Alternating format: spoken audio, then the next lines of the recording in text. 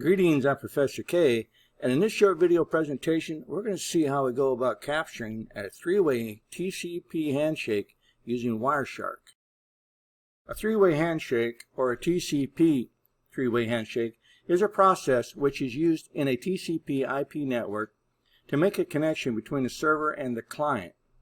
It is a three-step process that requires both the client and the server to exchange synchronization and acknowledgement packets before the real data communication process begins. So I'm currently logged on to my virtual install of Kali, and what we're going to do now is we're going to visit a website, and then we're going to capture that three-way handshake that I am going to establish with that website. So the first thing we want to do is begin the capture. For this, I'll be using my Ethernet 0 wired network, and we see I currently do not have any traffic being generated. That's going to change in just a moment.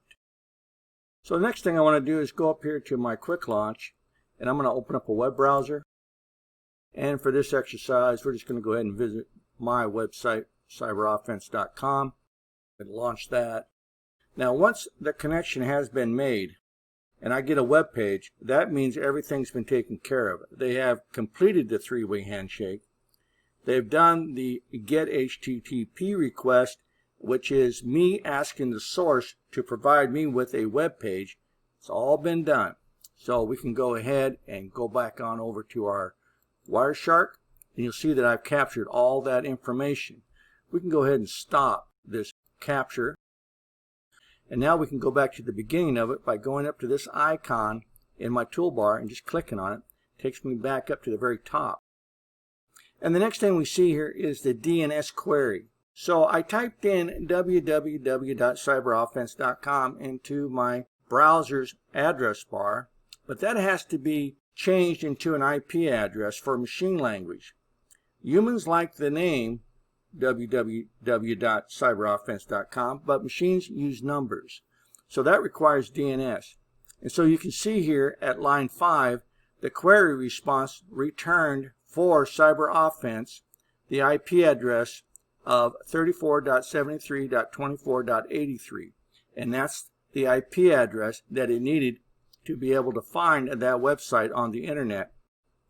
So once the DNS query has completed and it returns the IP address for this particular website that I requested, it's going to come back and begin the three-way handshake with my machine and the web server.